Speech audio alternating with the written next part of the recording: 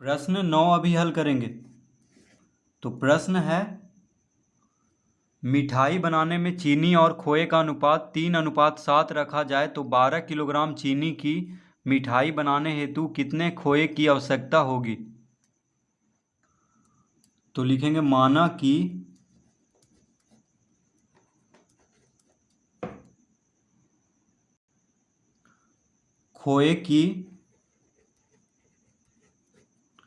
खोए की आवश्यकता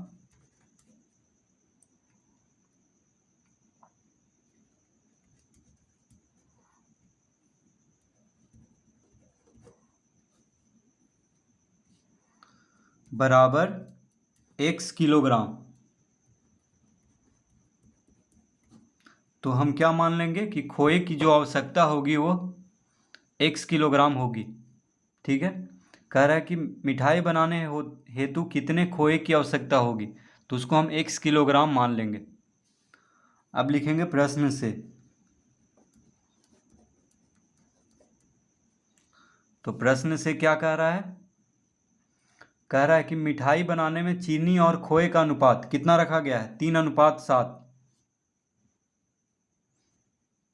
तो देखिए 3:7। ठीक है, तो यानी मिठाई बनाने में चीनी और खोए का अनुपात दिया हुआ है 3:7। तो जो अनुपात दिया हुआ है वह चीनी और खोआ का जो किलोग्राम में होगा उसके बराबर होगा। ठीक है, तो चीनी का अनुपात कितना है, 3। देखिए चीनी और खोआ, यानी चीनी का अनुपात है 3 और खोआ का अनुपात है 7। यानी अगर 3 किलो चीनी लिया जाए तो 7 किलो खोआ लिया जाएगा। ठीक है, अगर 6 किलो चीनी लिया जाएगा तो 14 किलो खोआ लिया जाएगा, यानी इसी अनुपात में लिया जाएगा। तो देखिए चीनी का अनुपात आगे है, चीनी और खोआ। तो 12 किलोग्राम चीनी की मिठाई बनाने हेतु तो पहले 12 लिखेंगे, उसके बाद खोआ का हम x माने हैं, यानी 12 किलोग्राम चीनी में चीनी की मिठाई बनाने हेतु खोआ की कितनी आवश्यकता होगी, तो 12:1 लिख लेंगे। अब देखिए यहाँ पे चीनी का अनुपात 3 है और खोआ का अनुपात 7 है, तो सम अनुपात में होगा, क्योंकि अनुपात तो कभी बदलेगा नहीं, क्योंकि इसी अनुपात में मिठाई बनाना है। तो 3 अनुपात किसका है, चीनी का, और चीनी कितना है, 12 किलोग्राम। तो इसको पहले, जैसे यहाँ पे इसको पहले लिखे हैं उसी तरह इसको पहले लिख लेंगे समानुपात के बाद। अनुपात ये है खोआ का अनुपात 7, तो खोआ को हम x माने हैं तो इसको बाद में लिख लेंगे। जैसे यहाँ चीनी का पहले उसी तरह चीनी लिखेंगे पहले ये दोनों में, और खोआ का बाद में उसी तरह खोआ का बाद में लिखेंगे। तो इसको हम इस तरह लिख सकते हैं 3/7 बराबर, अब देखिए समानुपात में है तो बराबर होगा 12/x, यानी जो अनुपात है तो दोनों का अनुपात बराबर ही होगा, क्योंकि चीनी और खोआ का अनुपात दिया हुआ है, और चीनी दिया हुआ है 12 किलो और खोआ पूछ रहा है कितना किलो लगेगा अगर चीनी 12 किलो है तो इस तरह लिख लेंगे 3:7 समानुपात 12:x। तो 3/7, 3:7 को क्या लिख लेंगे, 3/7 समानुपात की जगह पे बराबर लिख लेंगे, और फिर लिख लेंगे 12/x, 12:x को। तो इस तरह लिख लेंगे, यानी चीनी का अनुपात जो है उसके सामने रहेगा, चीनी कितना किलो है जो सामने सामने रहेगा, चीनी का अनुपात और चीनी कितना किलो है ये सामने सामने रहेगा। उसी तरह खोआ का जो अनुपात है, और खोआ को हम 1 किलोग्राम माने हैं, खोआ का आवश्यकता होगा, तो इन दोनों को सामने सामने लिखेंगे, यानी चीनी चीनी के सामने, खोआ खोआ के सामने। अब देखिए तिरछा गुना करेंगे तो 3x बराबर 12x हो जाएगा। तो जब भी इस तरह से रहता है तो क्या करते हैं, तिरछा गुना, यानी 3x और बराबर 12x। तो x बराबर कितना आ जाएगा, अतः x बराबर 12x7/3, 3 x के साथ गुना में है, 3 जो है x के साथ गुना में है, तो 3 को दायां तरफ भेजेंगे, बायां से दायां तरफ, तो भाग में हो जाएगा। यानी 3 से इसको आप काट सकते हैं, 3 चौक 12, तो कितना आ गया, 7 चौक 28, 7 चौक 28। तो x हम क्या माने थे, तो हम खोवे की आवश्यकता को x किलोग्राम माने थे, तो x का मान आ गया 28, यानी 28 किलोग्राम खोवे की आवश्यकता होगी।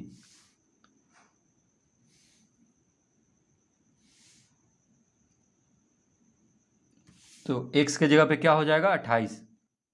तो देखिए 12:28, तो 12 यानी 12/28 हो जाएगा। तो अगर हम इसको काटेंगे 12 और 12/28 को, x के जगह पे 28 आया है, तो देखिए 4 तिया 12, 4 सते 28, यानी 3/7 ही आएगा। ठीक है, यानी यहाँ 3/7 है तो यहाँ भी 3/7 ही आएगा, क्योंकि अनुपात में है तो दोनों तो बराबर ही होगा। तो लिख देंगे अतः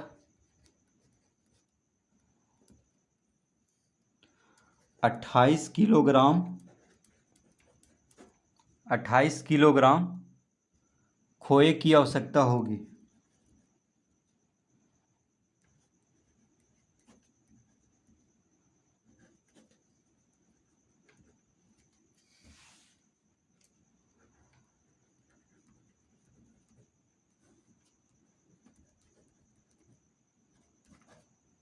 अट्ठाईस किलोग्राम खोए की आवश्यकता होगी।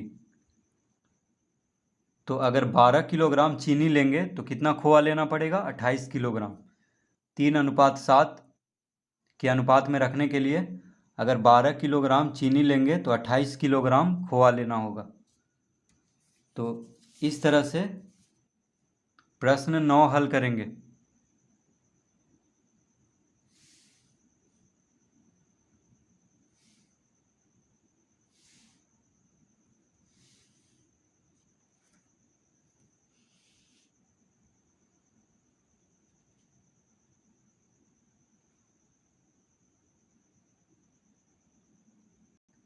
प्रश्न 10, एक मोटरसाइकिल 2 लीटर में 120 किलोमीटर दूरी तय करता है। बताइए 300 किलोमीटर दूर तक जाने में कितने लीटर पेट्रोल की आवश्यकता होगी। तो इसको हम दो तरीक़ा से बना सकते हैं, एक अनुपात में इसको करके, और दूसरा देखिए इस तरह से कह रहा है कि एक मोटरसाइकिल 2 लीटर में 120 किलोमीटर दूरी तय करता है, तो लिखेंगे 120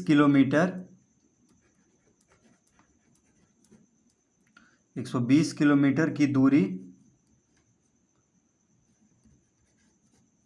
2 लीटर में, ठीक है। 120 किलोमीटर की दूरी 2 लीटर में तय करता है एक मोटरसाइकिल। तो हम यहाँ पे किलोमीटर को पहले लिखेंगे, ये नहीं लिखेंगे 2 लीटर में 120 किलोमीटर। क्यों नहीं लिखेंगे, क्योंकि हमसे पूछ रहा है कि 300 किलोमीटर दूर तक जाने में कितने लीटर पेट्रोल की आवश्यकता होगी। यानी किलोमीटर दिया हुआ है, पेट्रोल पूछ रहा है कितना पेट्रोल लगेगा, इसीलिए हम किलोमीटर को पहले लिखेंगे।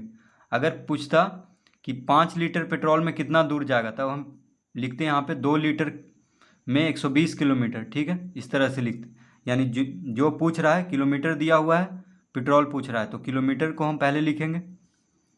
तो 120 किलोमीटर की दूरी 2 लीटर में, तो 1 किलोमीटर की दूरी, तो 1 किलोमीटर की दूरी कितना हो जाएगा,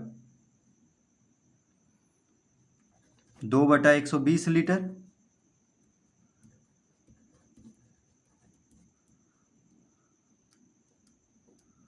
ठीक है, 120 किलोमीटर की दूरी 2 लीटर में तय हो रहा है, तो 1 किलोमीटर की दूरी यानी 2 को 120 से भाग दे देंगे, यानी 2/120 लीटर में, क्योंकि 1 किलोमीटर में बहुत कम तेल लगेगा, इसीलिए 2 को 120 से, यानी जो यहाँ पे लिखा हुआ रहता है उसी से भाग करते हैं इसको। तो 1 किलोमीटर की दूरी 2/120 लीटर में। अब कितना पूछ रहा है, 300 किलोमीटर दूर तक जाने में कितने लीटर पेट्रोल की आवश्यकता होगी। तो लिखेंगे 300 किलोमीटर की दूरी, 300 किलोमीटर की दूरी कितना लग जाएगा, 2/120 गुना 300, यानी 1 किलोमीटर में इतना तेल लग रहा है 2/120 लीटर, तो 300 किलोमीटर में 2/120 गुना 300, यानी 1 किलोमीटर में जितना तेल लग रहा है उसमें 300 गुना कर देंगे, क्योंकि 300 किलोमीटर में कितना तेल लगेगा तभी पता चलेगा जब 1 किलोमीटर में जितना तेल लग रहा है उसमें 300 गुना करेंगे। तो देखिए 1 शून्य से 1 शून्य कट गया, 2 छक 12, 6 पचे 30, यानी कितना आ गया बराबर 5 लीटर। यानी 300 किलोमीटर की दूरी 5 लीटर में तय होगा।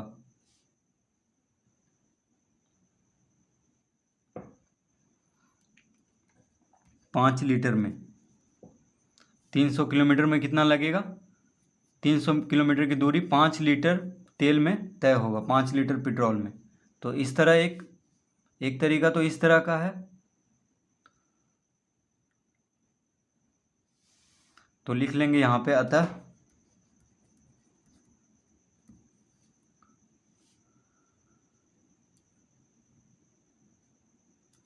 300 किलोमीटर दूर तक जाने में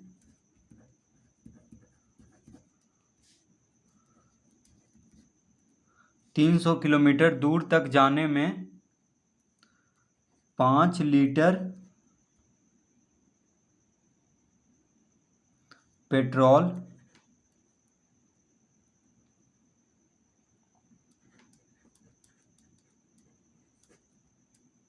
5 लीटर पेट्रोल की आवश्यकता होगी। तो 300 किलोमीटर दूर तक जाने में 5 लीटर पेट्रोल की आवश्यकता होगी। तो इस तरह से हम इसको हल कर लेंगे।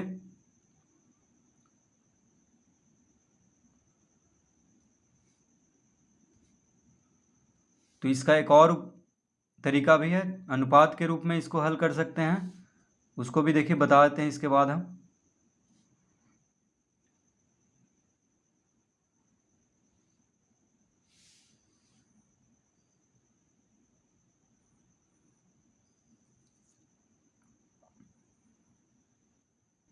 तो प्रश्न 10 हम अनुपात के रूप में हल करेंगे अब, ठीक है। एक ये तरीका भी है, तो जैसे आपको ठीक लगे, जिस तरीका से आपको ज़्यादा समझ में आए उसी से बनाना है आपको।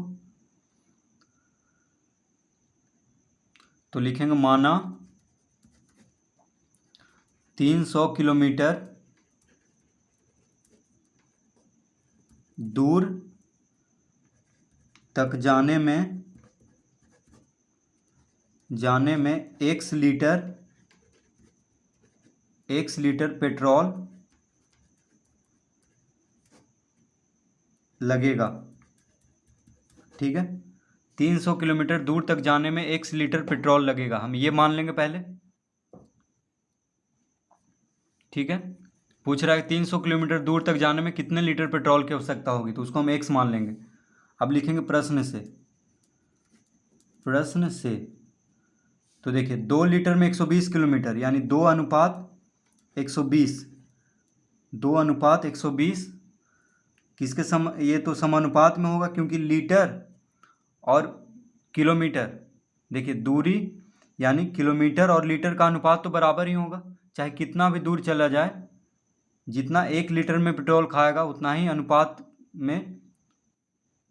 वही अनुपात में वो खाता रहेगा तेल मोटरसाइकिल। तो 2:120, 2 लीटर में 120 किलोमीटर, तो 2:120 लिख लेंगे। किसके समानुपात में होगा, तो 2 लीटर में 120 किलोमीटर, ठीक है। तो 1 लीटर में 300 किलोमीटर, इस तरह लिख लेंगे। देखिए 2 लीटर 1 लीटर आगे रहेगा, 2 यहाँ पे आगे है, 120 पीछे है, यानी लीटर आगे है किलोमीटर पीछे है, यहाँ भी लीटर आगे है किलोमीटर को पीछे रखें, ठीक है। तो 2:120 समानुपात में होगा x:300 के, यानी ये दोनों अनुपात बराबर होगा, 2/120 बराबर होगा x/300 के। अब देखिए इसको हम इस तरह लिख सकते हैं, 2/120 समानुपात के जगह पे बराबर का चिन्ह देंगे और x/300, यानी 2:120 को हम क्या लिख सकते हैं, 2/120। और समानुपात मतलब क्या होता है, दोनों समानुपात किसको कहते हैं, जब दो अनुपात बराबर हो, यानी यदि दो अनुपात परस्पर बराबर हो तो उसको समानुपात कहते हैं। तो यहाँ पे समानुपात का मतलब क्या हुआ, बराबर। तो बराबर का चिन्ह देंगे और x अनुपात 300 को x/300 लिख लेंगे। ठीक है, अब तिरछा गुना करते हैं जब भी इस तरह का रहता है तो 120 गुना x, देखिए 120 गुना x बराबर 300 गुना 2 कर लेंगे, यानी तिरछा गुना कर लेंगे, 300 गुना 2,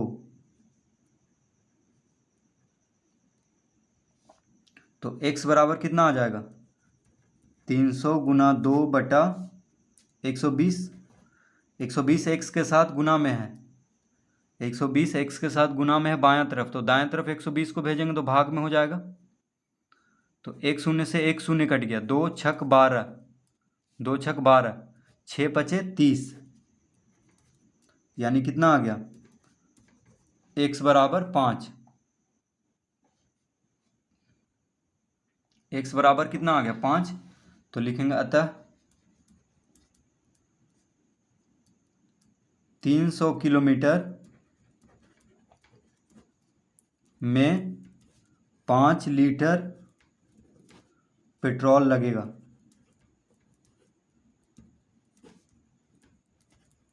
यानी 300 किलोमीटर दूर जाने में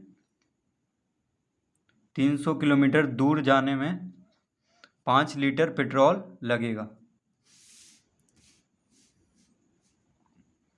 तो इस तरह से प्रश्न 10 हल कर लेंगे। दोनों तरीका से हम बता दिए, आपको जो अच्छा लगे उससे आपको बनाना है।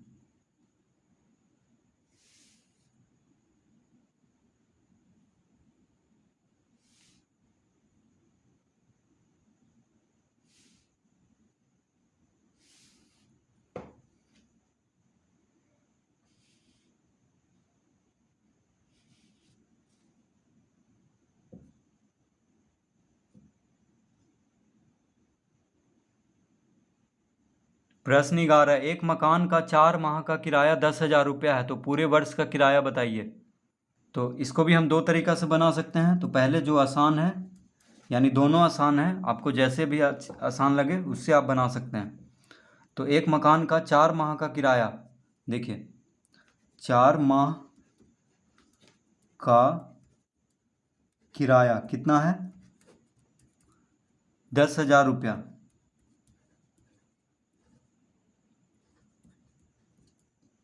तो 4 माह का किराया बराबर 10,000 रुपया। ठीक है, दिया हुआ है हमें पूरे वर्ष का किराया बताना है। तो एक वर्ष में 12 महीना होता है। ठीक है, तो महीना दिया हुआ है, किराया पूछ रहा है, तो महीना को पहले रखेंगे। तो 4 माह का किराया 10,000 रुपया दिया हुआ है, तो पहले हम एक माह का निकाल लेते हैं। तो एक माह का किराया बराबर कितना हो जाएगा, 10,000/4। एक माह का किराया 10,000/4 रुपया। 4 माह का किराया दिया हुआ है 10,000 रुपया, तो एक माह का किराया 4 से इसको भाग दे देंगे, तो 10,000/4 रुपया हो गया। कितना का पूछ रहा है, पूरे वर्ष का। तो एक वर्ष में 12 महीना होता है, तो लिखेंगे अतः 12 माह, एक वर्ष में कितना होता है, 12 माह। तो 12 माह का किराया बराबर कितना हो जाएगा, 10,000/4 गुना 12, यानी 12 से गुना कर देंगे। एक माह का किराया जितना लग रहा है उसमें 12 गुना कर देंगे, यानी 10,000/4 एक माह का किराया लग रहा है, तो उसमें 12 गुना कर देंगे, तभी एक वर्ष का निकलेगा। तो देखिए 4 तिया 12, 3 बार में कट गया, 4 तिया 12, यानी कितना आ गया, 10,000 गुना 3 यानी 30,000 रुपया।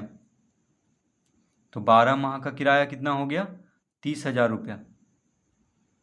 तो एक तरीका तो ये है, और एक है अनुपात के रूप में, इसको भी हल कर सकते हैं। तो उसको भी हम बता देते हैं, पहले इसको समझ लेते हैं फिर से। तो 4 माह का किराया दिया हुआ था, तो एक माह का किराया निकाल लेंगे, फिर 12 से गुना कर देंगे, यानी एक वर्ष में, पूरे वर्ष का पूछ रहा था, तो एक वर्ष में 12 महीना होता है। तो 12 से गुना करेंगे तो कितना आ जाएगा? 30,000 रुपया।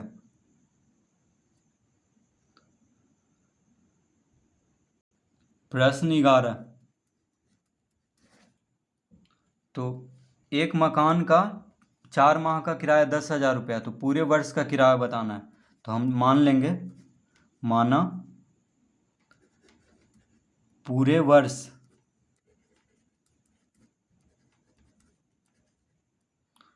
वर्ष का किराया बराबर x रुपया।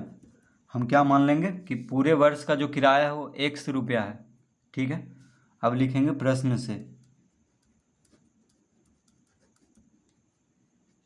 तो 4 माह का किराया कितना है, यानी 4:10,000 लिख लेंगे।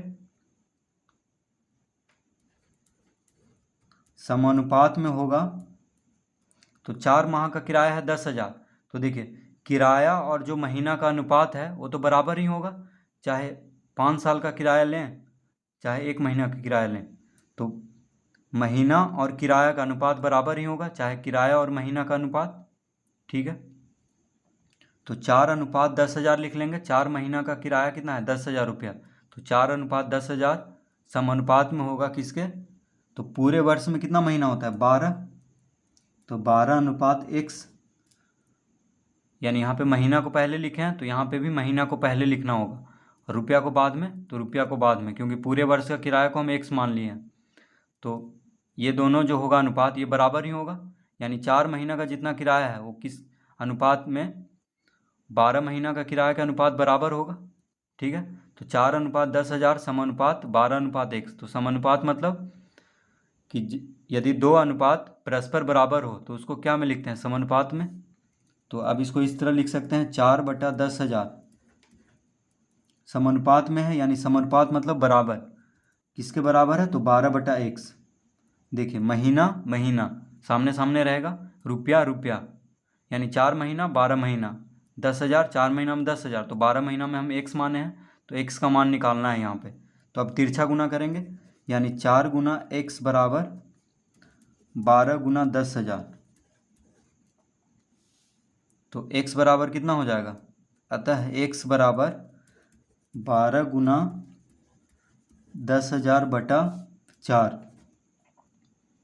देखिए, x के साथ 4 गुना में है बायां तरफ, तो दायां तरफ जाएगा तो भाग में हो जाएगा। तो 4×3=12, यानी कितना आ गया? 3 गुना 10,000, यानी 30,000। x बराबर 30,000 आ गया। तो x को हम क्या माने थे? तो पूरे वर्ष का किराया को हम x रुपया माने थे। ठीक है, तो x बराबर कितना आ गया? 30,000, यानी पूरे वर्ष का किराया हो गया 30,000 रुपया। तो हम लिख लेंगे, क्या लिखेंगे? अतः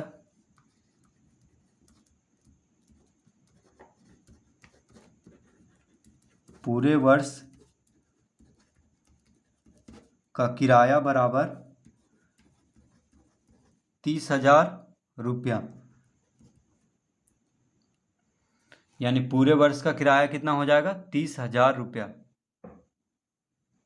तो इस तरह हम दोनों तरीका से इसको हल कर सकते हैं। आपको जो तरीका ज़्यादा पसंद आया हो उसी से आपको हल करना है।